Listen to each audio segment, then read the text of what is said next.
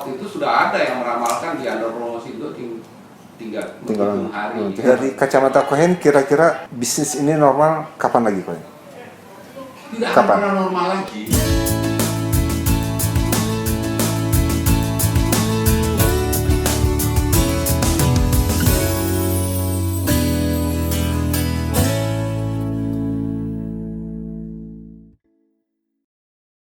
Oke, selamat sore. Sesi ngoprek event kali ini kami bersama Kohen atau Kohendra Nur Saleh ya Kohen, sebagai Presiden Direktur Diandra Promosindo.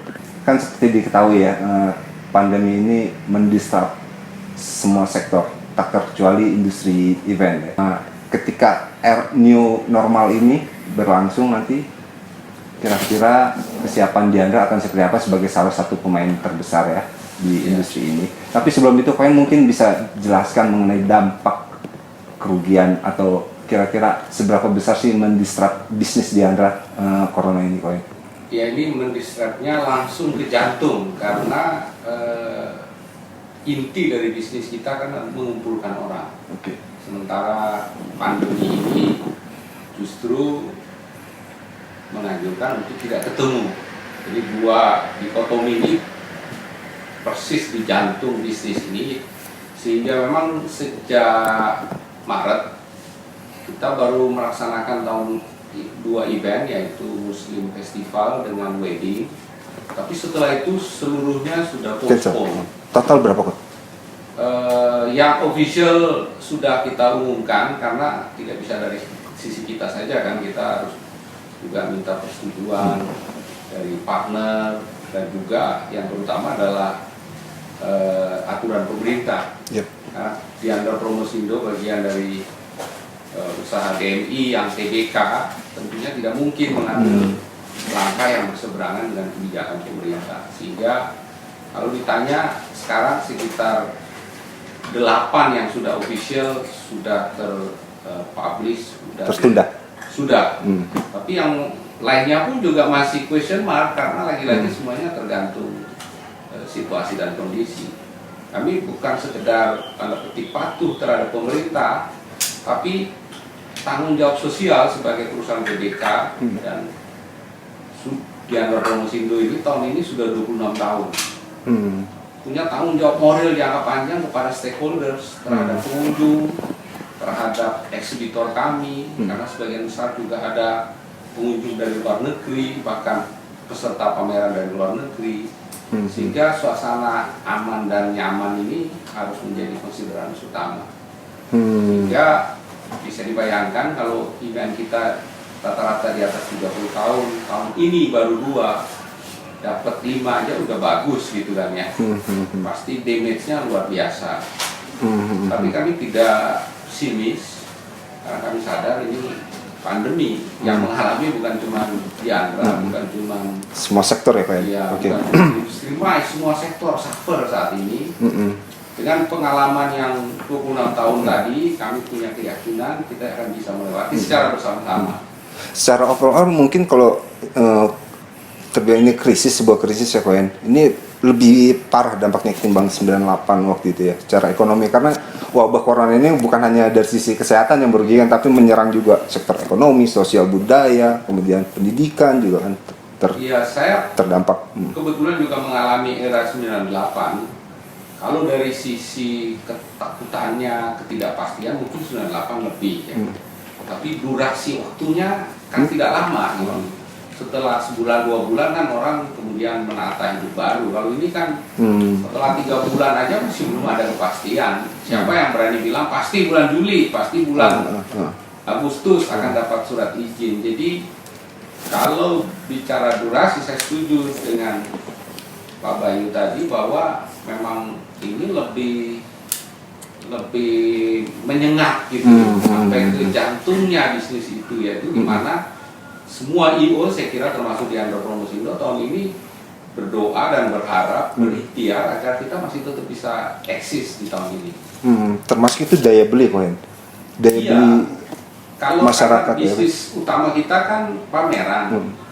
Kemudian pertanyaannya mau sektor apapun, kira-kira misalnya di furniture kira-kira mereka masih punya budget nggak untuk ikut pameran? Wong mereka juga suffer. Saya barusan meeting dengan beberapa petinggi IMKI, ya kondisinya memang berat banget buat mereka gitu. Nah, pasti kegiatan promosi ini kan menjadi kegiatan yang tertier. Saat ini kan gimana caranya bayar gaji, gimana cara bayar operasional masing-masing perusahaan. Jadi segala sektor, kalau dibilang lumpuh mungkin terlalu dramatis, tapi ya memang suffer. Mensiasatinya gimana Pen? Dari sebagai pemain lama, pengalamannya agak panjang Ya, mungkin. pasti kami bahkan sebelum ini diumumkan PSBB dan work from home, sebenarnya jauh hari sebelumnya kita sudah antisipasi. Tapi we never know, ternyata ini dalam banget. Kalau sebuah ujian itu sumurnya dalam banget gitu. Kita, tim Diandra Promosi itu sudah berbagai macam inisiatif seperti webinar, tetap melaksanakan kegiatan-kegiatan sosmed, bahkan ada aktiviti dengan beberapa klien, sahur bersama, kita membeli akad sahur yang punya nilai ekonomis. Tapi pasti itu tidak bisa menutupi defisit yang terjadi. Nah, kembali lagi, selain 98, sebetulnya Diandra pernah melewati tahun vivere pericoloso, tahun penuh bahaya, yaitu pada saat tahun 2014 akhir 2014 dan 2015. Itu juga barangkali dengan skala yang berbeda lumayan mengancam eksistensi. Jadi ini bisa dibilang gelombang ketiga untuk Diandra ya, Pen? Iya, kurang lebih lah, tapi pasti banyak cobaan. Perusahaan mah pasti ada lah. Tapi yang saya ingat memang yang cukup besar ya, ini 3, yaitu 98, kemudian tahun vivere pericoloso itu 2014 itu, ya di mana sebagian besar eksodus. Dan pada waktu itu sudah ada yang meramalkan Diandra Promosi itu tinggal menghitung hari punya Chris Dayanti. Tapi ternyata yang punya kuasa menentukan berbeda ya. Hari ini alhamdulillah 2019 adalah the best performance Diandra selama ini. Sebelum corona ini ya. Sebelum corona, dan sebetulnya 2020 bahkan kita sudah canangkan sebagai tahun. Ini sebenarnya tahun ini kita udah siap-siap, Diandra udah sebenarnya harus lari plannya kan. Iya, udah. Karena kita akan break the record. Rencananya planning kita 2020 dari segala sisi revenue, dari jumlah event, dari jumlah kreativitas, kesiapan tim, dan most important adalah pencapaian finance kita. Sebenarnya 2020 ini adalah tahun record, tapi ternyata recordnya yang berbeda. Recordnya ya kita terima ini sebagai sebuah ujian berusaha, ujian hidup. Ya, Diandra Promosi Indo pasti dalam posisi yang sangat suffer, seperti juga dengan yang lainnya juga seperti itu. Ada yang perlu ditutupi. Tapi kita percaya karena dari engine dari sebuah PO atau organization itu adalah orang. Dan kami merasa kami memiliki talent terbaik. Kami memiliki talent yang pejuang. Ya, kami punya talent yang penuh inovasi di segala medan, di segala cuaca, di segala tantangan. Saya yakin kami bisa bangkit. Terkait perubahan perilaku pasar tadi itu, beberapa negara trade show itu udah dilakukan secara virtual. Kayak Canton Fair yang di China itu virtual. Kemudian kalau webinar convention itu biasa lah ya. Beberapa trade show udah mulai ya. Kalau menurut Cohen gimana peluang ini? Dan kedepannya akan seperti apa? Iya. Kalau saya selalu berdiskusi dengan teman-teman, memberi pengalaman hidup, di balik kesusahan itu sebenarnya ada peluang. Dan saya pernah mengalami di tahun 98, ketika bisnis orang lain ambruk, justru bisnis saya justru bertumbuh, asal mau mikir dan berusaha. Momen COVID ini menyadarkan kita bahwa kegiatan offline itu ternyata nggak bisa jadi sandaran 100%. Dunia digital sudah memanggil dari jauh hari, kita masih menggulutinya dengan setengah hati, dengan lip service, asal sekedar ada. Nah, COVID ini membuat kita sadar bahwa pameran masa depan adalah pameran yang hybrid. Hybrid itu adalah menggabungkan kegiatan offline dengan digital. Digital, oke. Coba saya kasih contoh IMS. Pengunjungnya selama 11 hari 530.000. We are more than happy. Tapi bayangkan kalau pameran ini bisa live selama jam buka pameran dan memungkinkan orang untuk melakukan transaksi mulai dari Sabang sampai Merauke, bahkan dari luar negeri juga boleh melakukan transaksi karena digital borderless. Maka opportunity yang terjadi di event IMS sebagai contoh tadi mungkin berlipat ganda. Tahun pertama barangkali cuma sedikit, sama seperti transaksi digital yang terjadi di e-commerce, Tokopedia, Shopee dan lain-lain. Kalapak. Platform itu sudah dipersiapkan, Pak? Sudah ada. Sudah. Kan tadi saya bilang memang kalau dibilang masih tahap pembelajaran. Ini bahasa sopannya tahap pembelajaran. Tapi kalau bahasa untuk menyemangati masih setengah hati. Nah, dengan sekarang ini adalah sebuah momentum ya. Okay. Momentum. Kalau nanti ada lagi jilid 2 gimana? Sehingga saya sudah mencanangkan, saya sudah meminta pameran kita tahun depan hybrid konsepnya. Harus berkonsep hybrid. Selain memperketat protokol kesehatan dan yang lainnya yang semua juga orang tahu. Tapi hybrid, kok nggak takut dicontek? Enggak. Karena sebuah ide bagus tergantung siapa kokinya, bukan?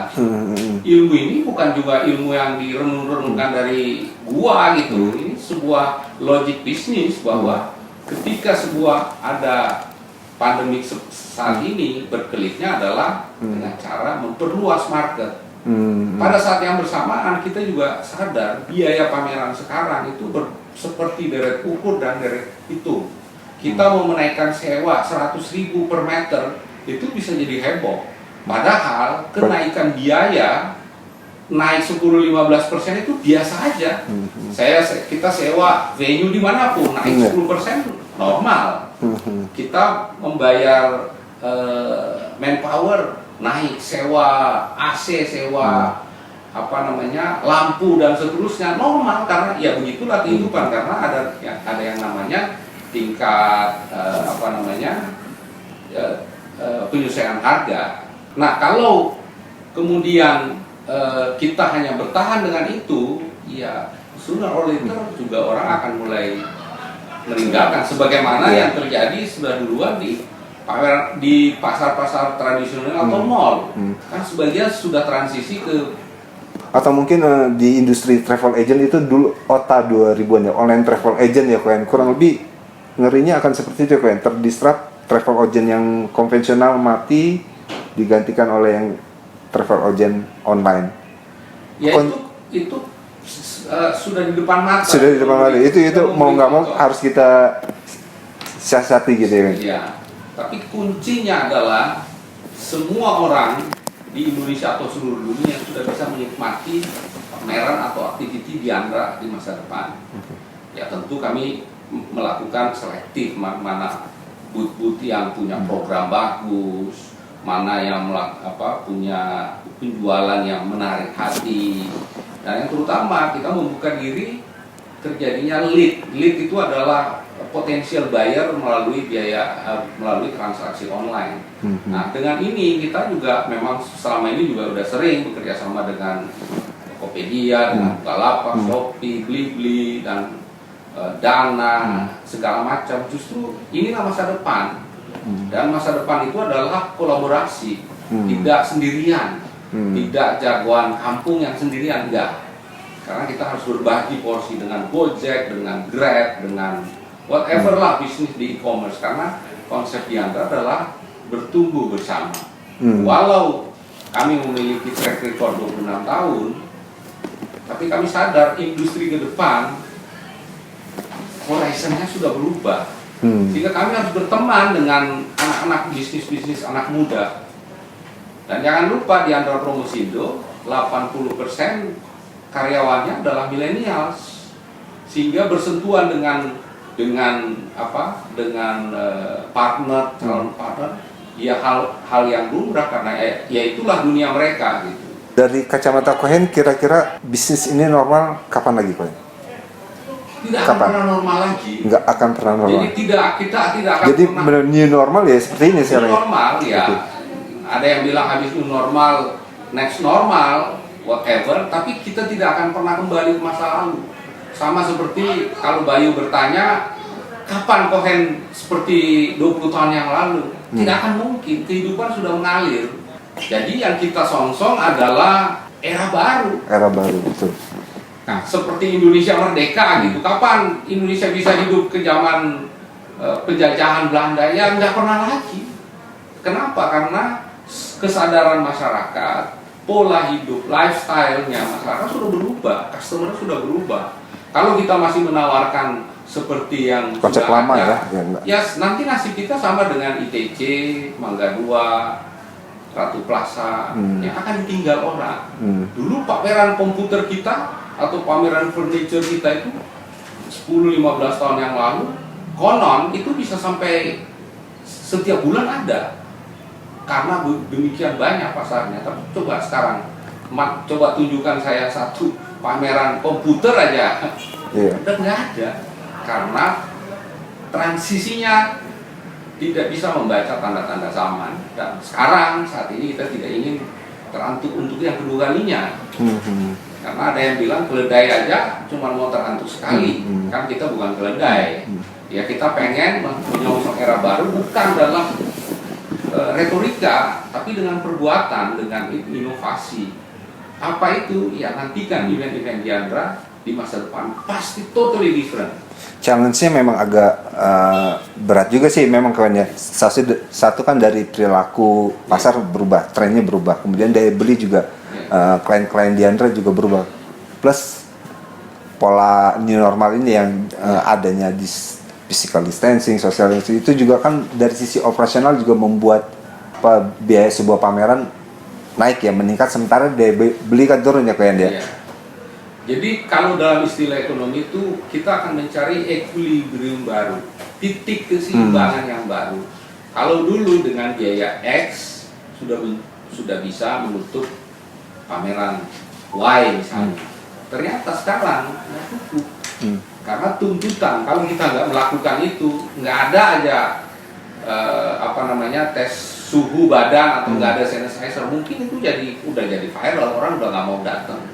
Gangway kita yang kayak gang senggol gitu, udah orang nggak mau. Gangway sekarang minimum jadi 4 meter ya Pak? Jadi 3 meter, minimal 3 meter, karena tergantung kan ada pameran kita yang skalanya kecil ada. Tapi kalau yang internasional itu bahkan mungkin bisa lebih dari 4 meter.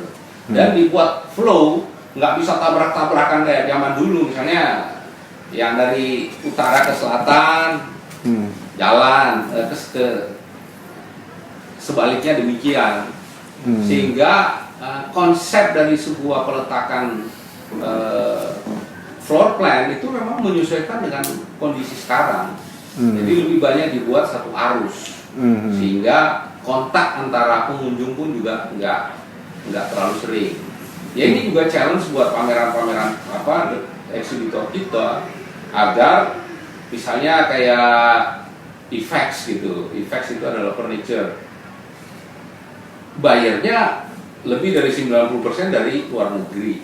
Pasti mereka punya kesadaran awareness terhadap kesehatan kan tinggi. Gimana caranya booth-boothnya juga ini booth dealing roomnya ini memang lebih private, lebih tertutup, membuat nyaman. Kalau seperti yang kemarin, orang oh iya bagus ya, tapi aduh kalau ngomong terus berebut-rebutan gitu nggak jadi, hilang peluang bisnis. Dari sisi operasional cost naik berapa persen ya kawan? Pasti naik. Pasti naik ya. Tapi itu tadi, yaitu ada hitungan bisnisnya semuanya, karena kan kami bukan yayasan kan ya. Jadi ini contoh misalnya rapid test. Rapid test saat ini memang masih lumayan mahal, tapi saya memperkirakan ketika nanti pada 3-4 bulan yang kemudian dunia medis kita udah bergerak cepat, angkanya pasti turun. Yang kedua, bukankah ini sebuah peluang untuk kita bekerja sama dengan lembaga-lembaga kesehatan? Kita barter booth atau menyediakan tes, atau kan saat ini setiap pameran itu bekerja sama dengan rumah sakit, bekerja sama dengan dokter, bekerja sama dengan pemadam kebakaran, yang mungkin tidak terlalu kelihatan buat orang luar. Nah sekarang dengan COVID ini mungkin kerjasamanya jadi luas. Kita bekerja sama dengan industri obat-obatan, vitamin, atau pengetesan lab dan seterusnya. Oke, kalaupun bayar kita nggak akan mengeluh. Ya ini sebuah era baru, new normal. Ini harus kita lewatin. Santai aja, karena kita akan pada satu titik akan mencari satu new equilibrium, keseimbangan baru.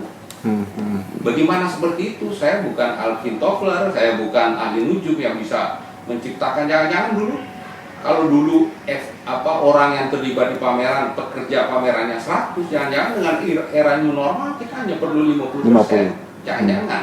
Bagaimana usaha perusahaan yang menyewakan dia nasib vendor-vendor itu ya terdisrupt juga? Easy. Mungkin dari sisi organizer juga akan negosiasi ulang kan otomatis dengan saya tidak. Kalau saya tidak, Okay. Saya memandang kita harus bertumbuh bersama.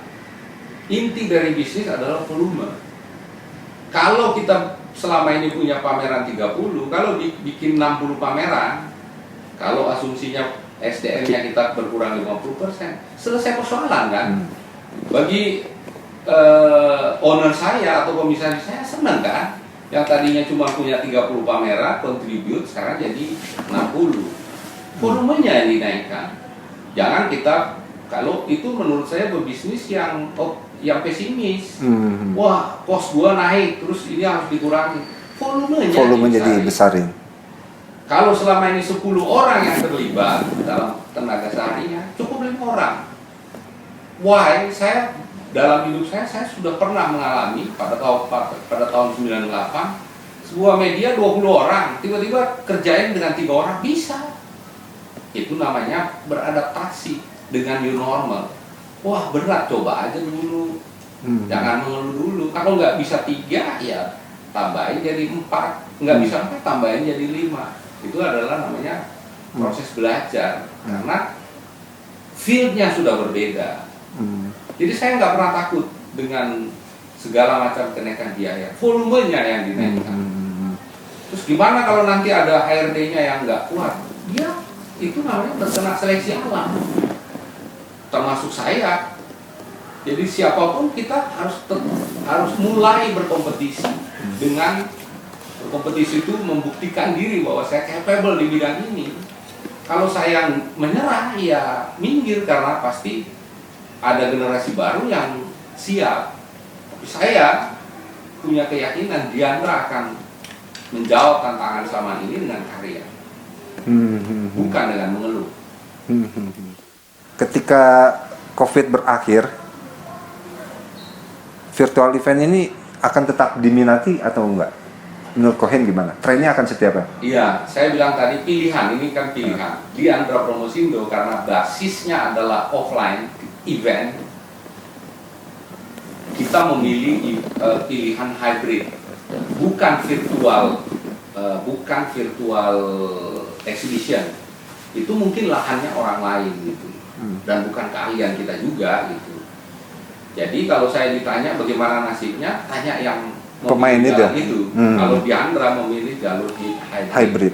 Hybrid adalah tetap melaksanakan jalan offline, tapi menambah dengan modal dikit, tambah kamera, tambah operator, tambah ini, partner, tiba-tiba ini udah jadi online juga gitu. Jadi hybrid itu kalau costnya offline 1.000, bukan berarti dengan hybrid menjadi 2.000, bisa aja cuma tambah 1.000 dengan modal 11.000, kita sudah mendapatkan 2 event. Bagaimana kalau yang percaya dengan virtual office, itu bukan playground kami. Ekspertis kami saat ini bukan di sana. Mungkin lebih bagus orang yang ekspertis di bidang itu yang. Tapi dimungkinkan jika kolaborasi dengan mereka ya, kayak misalkan ada. Sangat mungkin ya. Kalau kita lihat pameran-pameran Diandra di 2019, 18, mana ada event yang tidak bekerja sama dengan dunia digital. Semuanya pasti ada.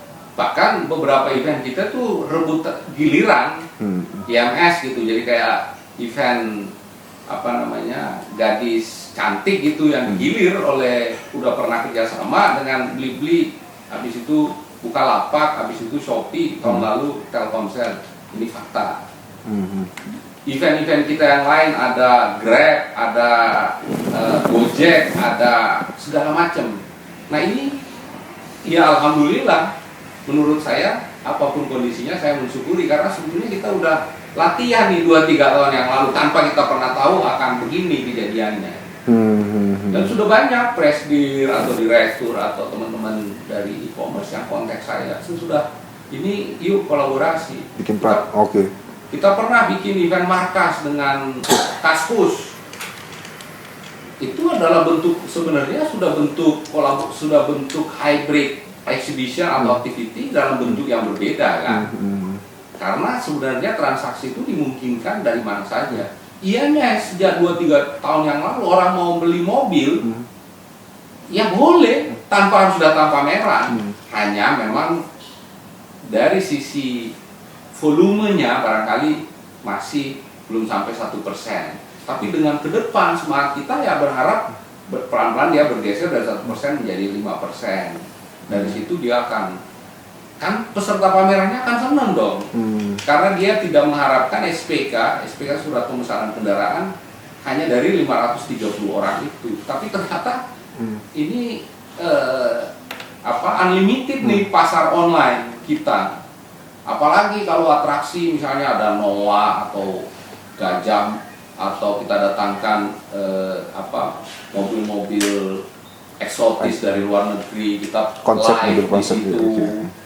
Ya orang juga tertarik, jadi nggak konstan hanya suasana pameran kan. Kalau melihat suasana pameran di hilir mudik mungkin setengah jam juga udah bosan. Tapi kalau setiap atraksi, dari atraksi ini adalah experience yang kita tawarkan dari Diandra Promosindo.